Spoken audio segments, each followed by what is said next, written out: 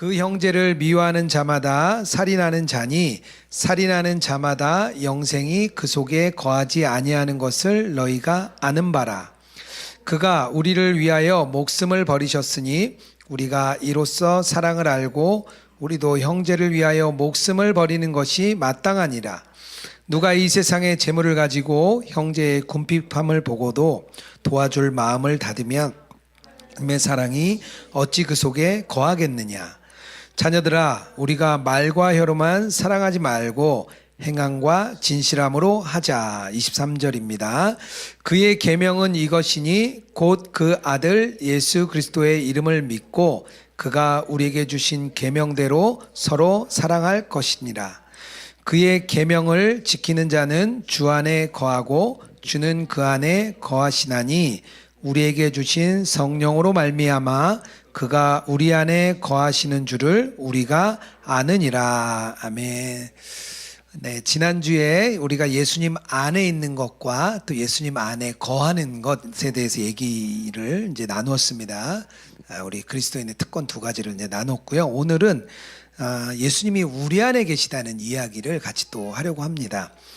사도 요한, 그러니까 요한서신의 신학의 핵심이 있는데요. 오늘 읽었던 요한일서 3장 24절 그리고 요한복음 5장 15절 이게 두 개가 요한서신의 핵심이거든요. 특히 이제 요한 사도가 전하고자 했던 것은 우리가 예수님 안에, 예수님 우리 안에, 그래서 예수님과 우리가 하나 되는, 그게 우리 요한 사도가 전하고자 하는 핵심입니다. 오늘 뒤쪽 부분 예수님 우리 안에 계시다는 것에 대해서 오늘 좀 자세히 좀 나눠보도록 하겠습니다. 그 미국의 리차드 포스터 목사님이 계신데요. 레노발의 운동을 이렇게 일으키시고 영적인 각성 운동을 일으키셨던 그런 목사님이십니다. 이분이 이제 30대 정도가 됐을 때인데요. 이제 풀러에서 성교학 박사 과정을 마치고 캘리포니아에 있는 한 교회에 이제 부임을 했습니다. 그러면서 스스로 이제 생각하셨대요. 내가 여기서 교인들과 온 세계에 나의 능력을 보여주겠다. 그렇게 아주 당찬 각오를 하시고 리차드 포스터 목사님이 교회에 부임을 했습니다. 그런데 전임 목사님이 떠나면서 이 리차드 포스터 목사님에게 그랬대요. 포스터 목사님 이제 당신이 여기 사막에 있을 차례입니다. 그러면서 이렇게 떠나셨대요. 그래서 약간 마음이 움찔했대요. 이게 무슨 소리지? 그랬는데 그럼에도 불구하고 본인이 아니야. 많은 사람이 몰려올 거고 이 교회가 언덕 위에 빛을 비추는 그런 교회가 될 거야. 그렇게 자부심을 가지고 목회를 이제 시작하셨습니다. 그리고 본인 얘기에 의하면 3개월 만에 자기가 영적으로 파산했다는 것을 깨달으셨다는 거예요.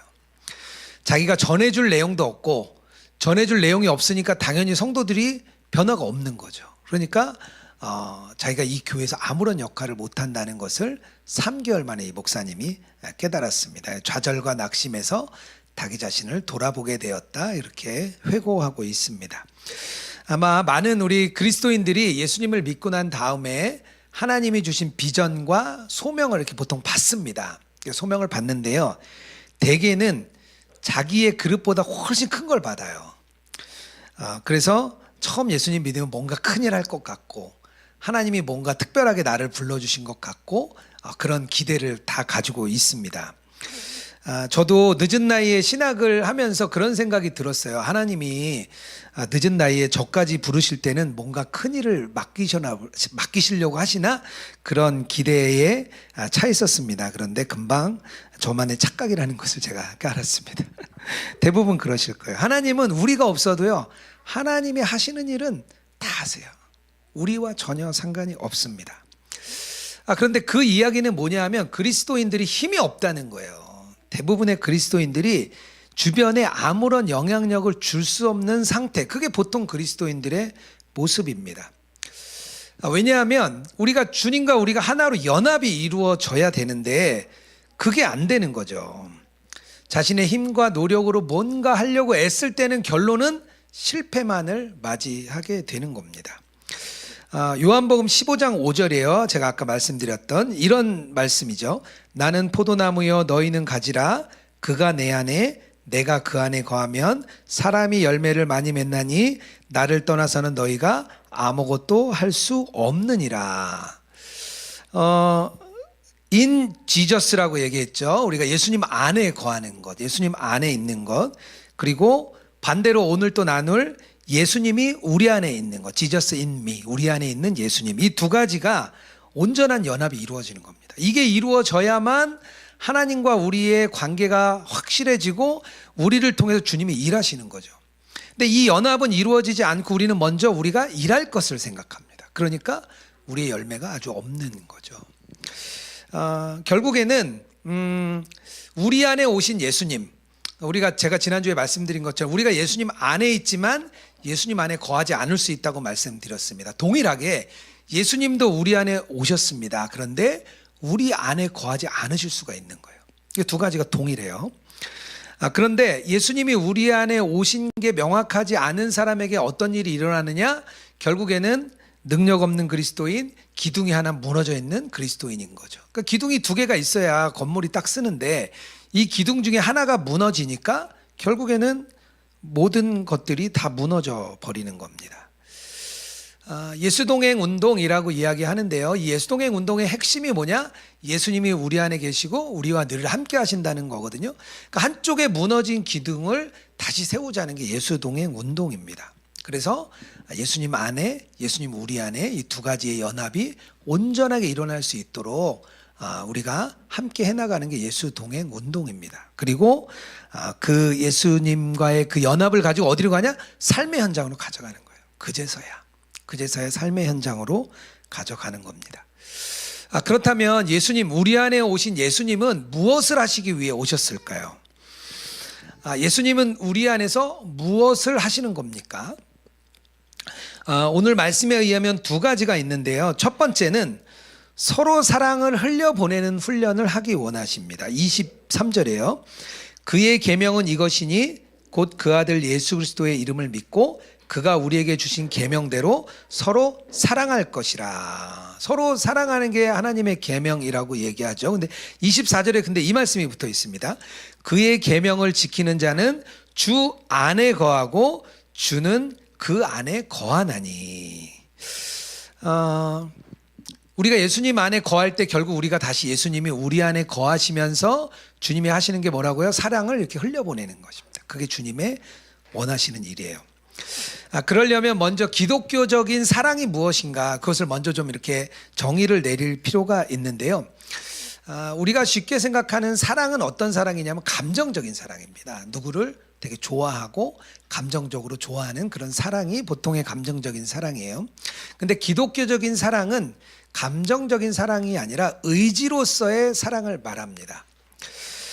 왜냐하면 이렇게 생각해 보시면 돼요. 자기에 대한 사랑은 자연스럽게 됩니다. 그런데 남에 대한 사랑은 쉽게 안 되는 거예요. 그래서 훈련을 하게 하는 겁니다. 우리 아이들이 어린이집 보내고 유치원에 보내면 뭐부터 시키냐 하면 자기를 사랑하는 것과 아이들을 똑같이 자기처럼 대할 것을 가르칩니다. 그것 훈련이 필요하다는 거예요. 사랑이. 사도 요한이 오늘 이 본문에서는 이 사랑을 이야기할 때 가인과 그 가인의 살인을 사랑과 비교해서 얘기를 합니다. 되게 아주 그 끔찍한 거죠. 살인과 사랑을 비교해서 이야기하는 거니까요. 결국에는 가인이 보여주는 그 살인의 앞에 뭐가 있냐면 미움이 있거든요. 미움이. 가인이 아벨을 죽이잖아요. 아벨을 죽임으로 인해서 자기가 누구랑 연결됐는지를 보여줍니다. 결국에는 뭐 악한 자, 마귀와 사단에 속한 자가 되어 있는 거죠. 요한일서 3장 12절이에요. 가인과 같이 하지 말라. 그는 악한 자에게 속하여 그 아우를 죽였으니 어떤 이유로 죽였느냐? 자기 행위는 악하고 그의 아우의 행위는 의로움이라. 그러니까 미움과 증오가 마귀에게서 났는데요. 그 마귀로부터 나온 것을 그대로 따라간 가인이 어떻게 됐냐? 마귀의 지배를 받는 사람이 됐습니다. 그리고 다른 사람을 죽이는 일이 생긴 거죠. 최근에 한 여배우가 자살한 사건이 있었습니다. 아마 뉴스에서 다들 이렇게 보셨을 거예요. 근데 이런 기사가 있더라고요. 누가 그녀를 자살로 몰았는가? 그런 기사가 있었어요. 물론 많은 팬들이, 그러니까 많은 이제 보통 사람들이 악플을 많이 달았어요. 많이 달았습니다. 그녀가 복귀하려고 할 때마다 악플이 너무 달려가지고 복귀가 계속 무산이 됐습니다. 그런데 가장 크게 그녀를 죽음으로 몰아세운 것이 언론이라고 한 기자가 표현을 하더라고요. 왜냐하면 그 기사들이 그 자살을 한 그녀를 아주 마녀 사냥을 합니다. 이런 기사 제목들이었어요.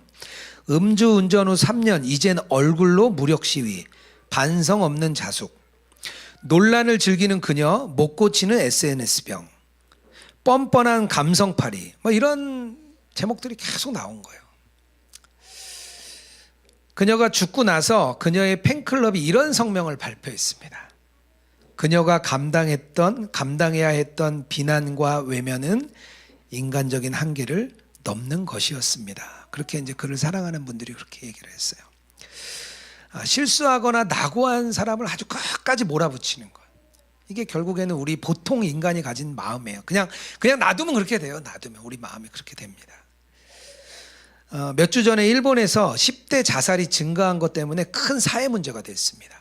그리고 G7이라는 7개의 잘 사는 나라들 중에 일본이 가장 10대 자살률이 높고 심지어는 영국에 비해 2배나 높다. 그런 사회 문제가 됐어요. 크게. 근데 우리나라는 어떨까요? 우리나라는 프랑스의 4배입니다. 4배. OECD 국가 중에 자살률이 제일 높아요. 그런데 우리나라는 문제 삼지 않습니다. 별일 없는 것처럼 지내요.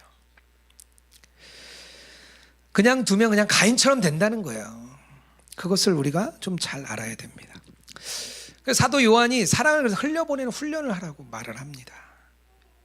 왜냐하면 예수님이 우리 안에 오셨을 때 우리에게 사랑을 행할 수 있는 능력이 생겼기 때문이에요. 23절이에요. 곧 그 아들 예수 그리스도의 이름을 믿고 그가 우리에게 주신 계명대로 서로 사랑할 것이라. 예수님을 믿을 때 우리가 사랑을 흘려보낼 수 있다고 말하고 있습니다. 가인의 증오는 살인을 낳았죠. 그런데 예수님의 사랑은 자기 희생을 통해서 생명을 낳았습니다.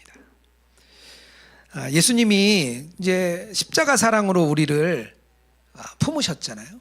그 예수님의 사랑을 우리가 보고 그 사랑이 우리에게 들어온다는 거죠. 자기를 사랑하는 사람은 결국은 살인을 합니다. 반대로 자기를 희생하는 사람은 사랑하게 됩니다. 그게 주님의 방법이에요. 원래 우리는 보통 그냥 가인처럼 남을 사랑할 수 없는 존재가 우리들입니다. 우리는 자신만을 사랑해요. 자신만을.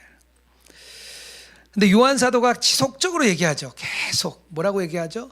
예수님 우리 안에 오셨으니까 우리가 사랑할 수 있는 존재가 되었고 그 사랑을 흘려보내라. 그게 요한 사도의 아주 지속적인 이야기입니다. C.S. 루이스가 순전한 기독교에서 사랑에 대해서 너무 잘 표현했어요. 제가 좀 한번 설명을 좀 해볼게요. 루이스는 사랑을 2가지로 표현합니다. 첫 번째 사랑과 두 번째 사랑으로 표현을 해요. 첫 번째 사랑은 뭐냐면 감성적으로, 감정적으로 사랑하는 겁니다. 그러니까 이게 그냥 우리가 감정적으로 가만히 있으면 다른 사람을 볼 때 육체적이거나 외모로서 다른 사람을 봤을 때 자연스럽게 드러나는 감정이에요. 이거를 이제 좋아하는 감정, 감정으로서의 사랑이죠. 이 사랑은 어떤 부분이 약하냐면 그 사람의 인격까지 깊이 들어가지 않고 외형만 보고 사랑하는 거예요. 마틴 로이드 존스 목사님은 이런 사랑을 좋아하는 것이라고 얘기했습니다. 근데 우리가 좋아하는 것을 사랑이라고 생각해요. 근데 그건 아니라는 거예요. 물론 사랑의 감정이 되게 고귀하죠. 고귀한 것이지만 사랑이라는 감정이 대개는 지속될 수가 없습니다. 그 C.S. 루이스는 만약에 우리의 사랑의 감정이 계속 지속되면 삶을 살아갈 수 없다는 거예요. 그 감정 때문에 세상을 살 수가 없대요. 우리의 감정은 그렇다는 거예요. 그 감정은 찾아왔다가 또 사라집니다. 이게 보통의 사랑이에요. 이게 첫 번째 감정적인 사랑이에요. 좋아하는 것. 두 번째 사랑이 있다고 얘기하는데요. 두 번째 사랑은 뭐냐면 의지로서 사랑하는 겁니다. 의지로서. 단순히 감정이 아니라 예수님이 우리 안에 거하심으로 인해서 우리가 의도적으로 주님과의 친밀함이 이루어질 때 밖으로 드러나는 사랑이에요. 하나님과의 친밀함이 생기면 사랑이 자연적으로 흘러 넘치게 되어 있습니다. 우리 안에 사랑이 먼저 쌓이고 그 쌓인 사랑이 흘러 넘치는 게 의지적인 사랑이에요. 이런 사랑은 서로에게 좋은 감정이 느껴지지 않는 순간에도 사랑할 수 있습니다. 마치 자기 자신이 너무 싫은데, 내 자신이 너무 답답하고 내 자신 하는 게 왜 이렇게 나는 한심하지, 그런 순간에도 자기 사랑을 떠나지 않거든요. 그러니까 비슷한 겁니다.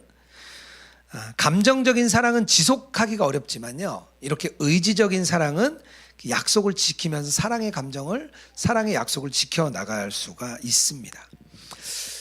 그런데 되게 특이한 게요, 우리가 의지적으로 사랑하려고 하면 결국 어떤 일이 일어나냐면 사랑을 낳습니다. 사랑이 사랑을 낳아요. 왜냐하면 사랑이라는 것은 이런 겁니다. 예수님이 우리 안에 오실 때의 사랑을 한번 생각해 보세요. 우리 인간의 그 추하고 더러운 곳을 뚫고 예수님이 들어오셨습니다.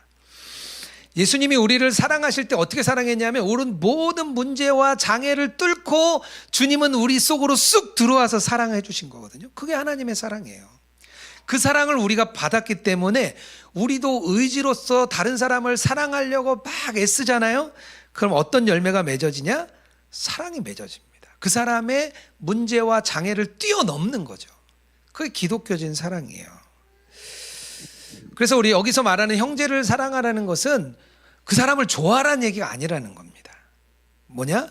감정적으로 사랑하라는 게 아니라 의지로서 하나님이 사랑을 주셨고 우리는 사랑을 받은 자이기 때문에 우리가 그 사랑을 흘려보내라는 거예요. 이렇게 사랑을 흘려보내는 사람은 어떤 일이 생기냐면 그 자기의 영혼의 사랑의 흔적이 남습니다. 그리고 사랑받은 사람의 영혼에도 사랑의 흔적이 남아요. 그러니까 그리스도인들은 서로의 영혼의 사랑의 흔적을 남기는 겁니다. 그게 특별한 사랑이에요. 최근에 저희 어머니가 넘어지셔가지고 무릎 연골이 좀 이렇게 찢어지셨어요. 그래서 이렇게 수술을 받고 지금도 이제 입원해 계십니다. 근데 이제 그 과정 중에 제가 참 감사한 게 있었는데요. 뭐냐 하면 어머니 친구분들이 참 많이 찾아오셨어요. 오셔서 위로해주고 격려해주고 기도해주고 이렇게 가셨어요. 어떤 분은, 한 권사님은 본인도 허리가 아프세요. 그래서 막 절절매세요, 움직이는데. 그런데도 찾아오셔가지고 위로해주고 막 눈물로 기도해주고 가셨대요. 저희 어머니도 그것에 굉장히 감동을 받으셨더라고요. 사랑의 빚을 진 거죠. 어머니의 마음에도 제 마음에도 우리의 영혼의 사랑의 흔적이 남았습니다. 아마 하나님이 또 이 사랑의 흔적을 어느 곳으로 이렇게 흘려보내기 원하시겠죠. 제가 이번에 미국에 탐방을 갔다가 한 곳에 방문을 했습니다. 캔자스 헤이즈라는 곳인데 아주 시골이에요. 제가 있던 곳에서 5시간이 떨어진 그런 곳이었습니다. 뭐 미국에서 5시간은 뭐 아무것도 아니라 그러긴 하더라고요. 근데 가보니까 쉽지는 않았어요. 5시간 운전해 가는 게 쉽지는 않았습니다. 근데 이제 거기 계신 분이 제가 청년 때 또 청장년 때까지 저에게 멘토가 되어 주셨던 권사님 가정이 계신 거예요. 그 두 분에 대해서 우리 이지선 집사님 유튜브에 가면 잘 나와 있습니다. 우리 이정희 권사님, 조영선 권사님 두 분 인터뷰한 게 있어요. 그 가서 보셔도 좋을 것 같아요. 두 분께 정말 평생 잊지 못할 사랑을 이렇게 받았습니다. 왜냐하면 제가 청년 때 참 방황을 많이 했는데요. 그래도 모태신앙이라 교회는 갔어요. 떠나지 않고 교회는 가서 앉아 있었어요. 그런데 늘 권사님 두 분이 저에게 뭐라고 얘기했었냐면 제가 굉장히 특별한 사람이라고 얘기해 주셨어요. 너는 아주 신실한 그리스도인이야, 그렇게 이야기를 해주셨어요. 한 번도 신실하게 살아본 적이 없는데 저에게 늘 그렇게 격려를 해주셨던 거예요. 근데 그게 굉장히 힘이 됐던 것 같아요. 돌아보니까 이분들이 하나님의 사랑을 받고 그 사랑을 저에게 주신 거예요. 저는 그런 모습이 아닌데 하나님이 만들어갈 모습을 아마 이렇게 보셨던 것 같습니다. 그곳에 갔어요. 그냥 뭐 방문해서 같이 밥 먹고 한 3일 동안 같이 이야기하고, 밥 먹고 이야기하고, 치우면 또 이야기하고, 또 밥 먹고 이야기하고, 2박 3일 동안 계속 이야기만 나누다 왔어요. 근데 되게 행복했습니다. 영혼의 사랑의 흔적이 남은 사람들끼리 나누는 사랑이요, 너무 행복했어요. 이게 기독교적인 사랑인 것 같아요. 우리가 감정적으로 그냥 좋아서 사랑하는 게 아니라 하나님이 우리에게 주신 그 의지, 하나님이 주신 우리의 그 사랑, 그걸 의지로서 우리가 사랑해내는 겁니다. 서로 영혼에 이렇게 사랑의 흔적을 남기는 거예요. 흔적이 남으면 다른 사람에게 사랑의 흔적이 흘러갑니다. 그게 주님의 방법이에요. 그게 주님이 우리 안에 오신 특별한 이유입니다. 우리 안에 오신 예수님을 바라보며 사랑의 흔적을 남기는 저와 여러분 되기를 주님의 이름으로 축복합니다. 두 번째로 예수님이 우리 안에 오신 이유가 또 있는데요. 뭐냐면 우리가 하나님의 인도함을 받는 훈련을 하기 원하십니다. 18절이에요. 자녀들아, 우리가 말과 혀로만 사랑하지 말고 행함과 진실함으로 하자. 여기서 행함과 진실함이라고 이야기할 때 진실함이 말씀을 말합니다. 그러니까 말씀 안에서, 진리 안에서 행하라는 겁니다. 단순히 감정적이고 형식적으로 행하는 것이 아니라 말씀과 진리 안에서 분별받으면서 행함을 하라는 겁니다. 우리가 말과 혀로만 할 때가 참 많은 것 같아요. 실제 생활에서도 말과 혀로만 나갈 때가 너무 많습니다. 우리가 주일 예배를 이렇게 마칩니다. 막 사랑의 이야기를 들어요. 그러면 집에 갈 때 마음이 막 고무돼요. 사랑해야지. 막 이렇게 마음이 막 우리가 고무됩니다. 그러다가 어디서 쏟죠? 주차장에 가면 한번 쏟아요. 막 화가 나가지고 저런 것도 그리스도인이라고 막 그러면서 이제 화가 납니다. 또 집에 가가지고요. 또 금방 마음 상한 일이 있으면 사랑을 다 쏟아내 버려요. 하나님께 받았던 은혜를 다 쏟아내 버립니다. 그냥 다시 실패자의 모습으로 돌아가 버려요. 그러니까 우리의 믿음과 사랑을 우리의 실제 삶의 현장까지 가져가질 못하는 거예요. 그냥 가는 도중에 다 쏟아버리는 겁니다. 예수님이 우리 안에 계시다, 우리 안에 거한다. 예수님이 우리를 집으로 삼는 거예요. 우리 안에 거하시는 예수님. 예수님이 우리를 집으로 삼고 살아가길 원하시는 거예요. 그래서 그리스도인의 삶은 이제 주님이 주인 되는 삶으로 변화되는 겁니다. 그 변화되는 과정이 인도함을 받는 훈련이에요. 실제 삶 속에서 주님이 어떻게 역사하시는지 주님께 맡기고 기다리고 주님의 인도하심을 받는 겁니다. 그런데 되게 특이한 점이 하나 있어요. 이 주님의 인도하심, 하나님의 인도하심을 받는데 특별한 점이 있는데요. 뭐냐면 이 안에 공동체성이 포함되어 있어요. 하나님께서는 우리에게 개개인을 떠나서 공동체가 함께 인도함을 받는 걸 원하십니다.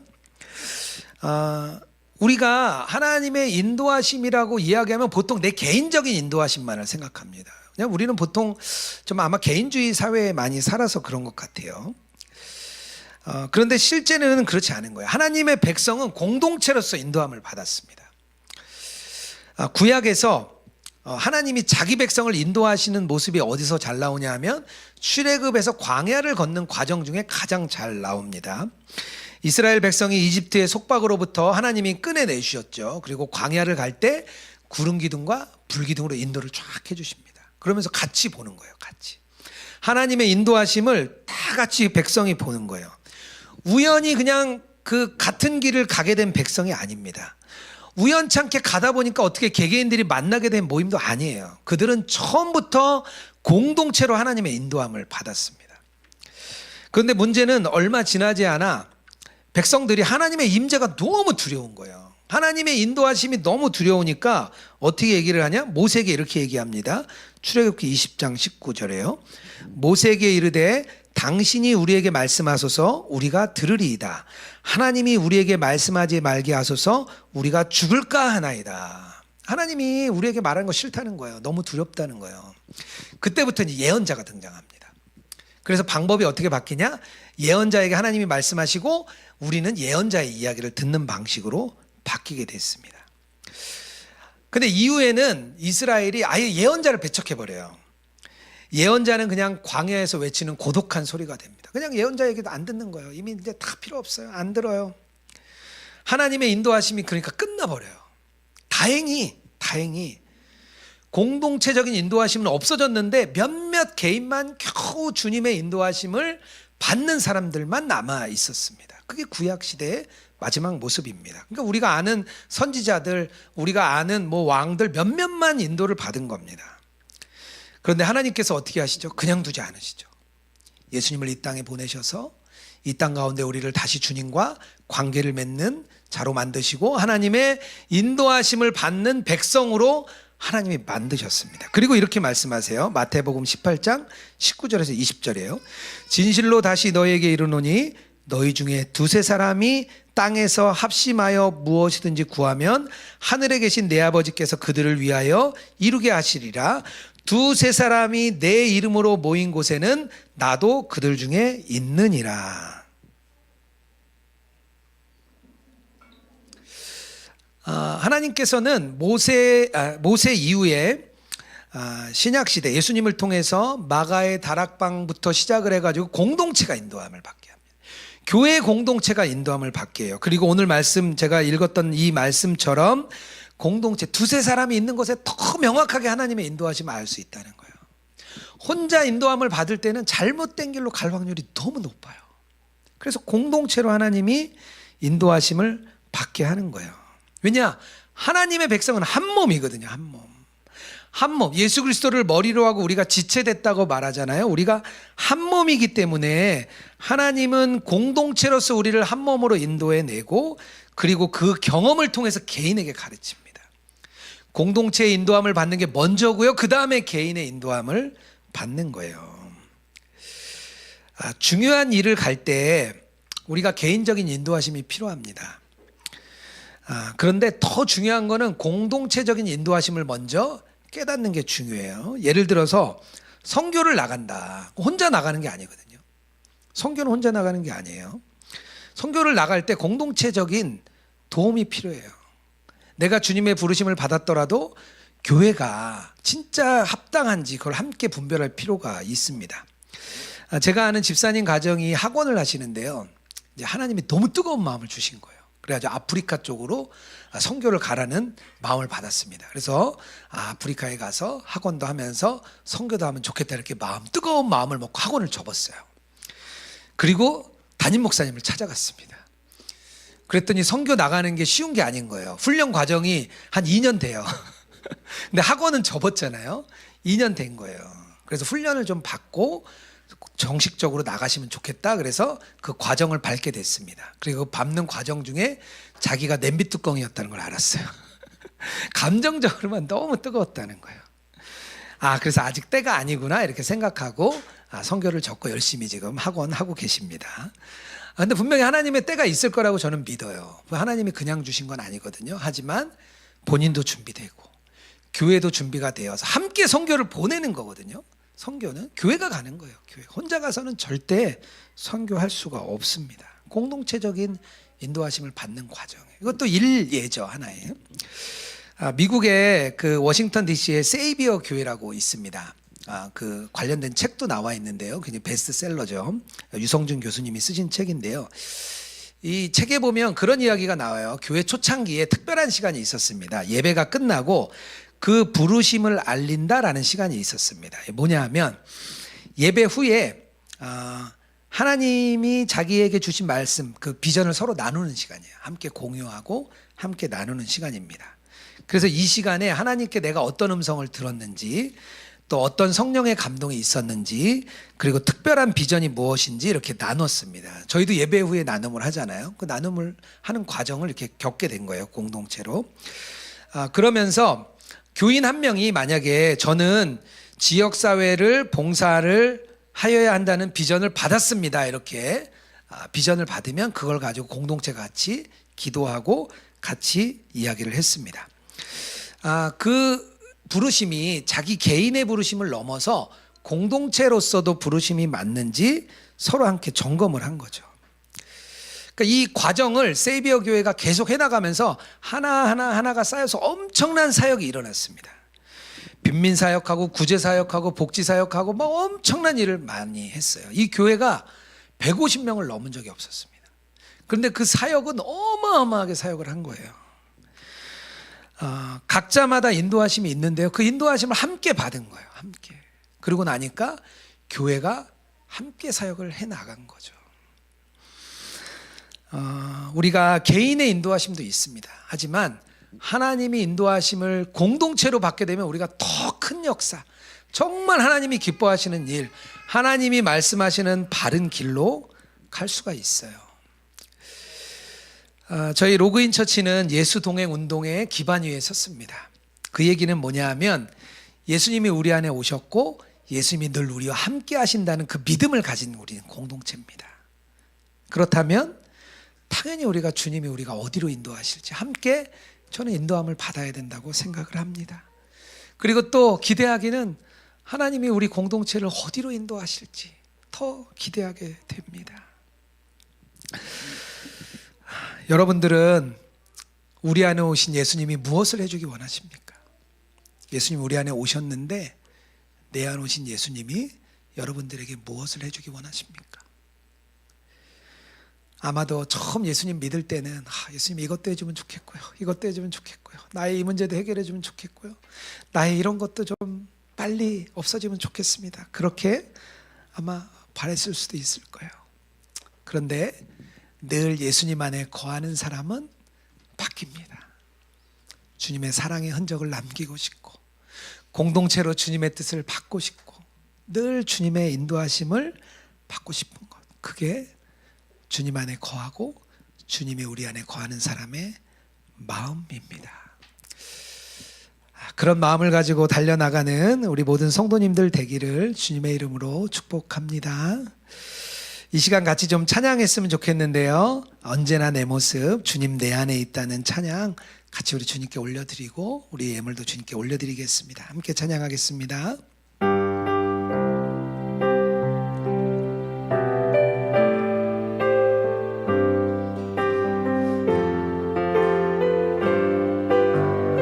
언제나 내 모습, 언제나 내 모습 너무나 부끄러워, 너무나 부끄러워. 무릎으로 주님께 기도로 가오니, 기도로 가오니 나 홀로 서 있는 죽은 내 영 깨우사, 죽은 내 영 깨우사. 주님만 나를 세워 내 영 살게 하소서. 주님 내 안에, 주님 내 안에, 내 안에 계시고, 주님 내 안에, 주님 내 안에 나를 세워주소서. 언제나 내 모습, 언제나 내 가슴에 손을 얹고 찬양하면 좋겠습니다. 너무나 부끄러워, 너무나 부끄러워. 무릎으로 주님께 기도로 가오니, 기도로 가오니 나 홀로 서 있는 죽은 내 영 깨우사, 죽은 내 영 깨우사. 주님만 나를 깨워 내 영 살게 하소서. 주님 내 안에, 주님 내 안에, 주님 내 안에, 내 안에 계시고, 내 안에 계시고, 주님 내 안에, 주님 내 안에, 주님 내 안에 나를 세워주소. 주님 내 안에, 주님 내 안에, 주님 내 안에,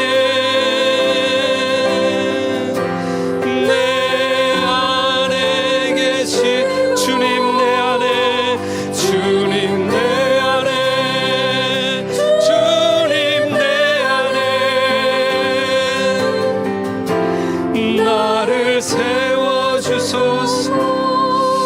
시간 우리가 내 안에 있는 주님을 잠잠히 바라보기 원합니다.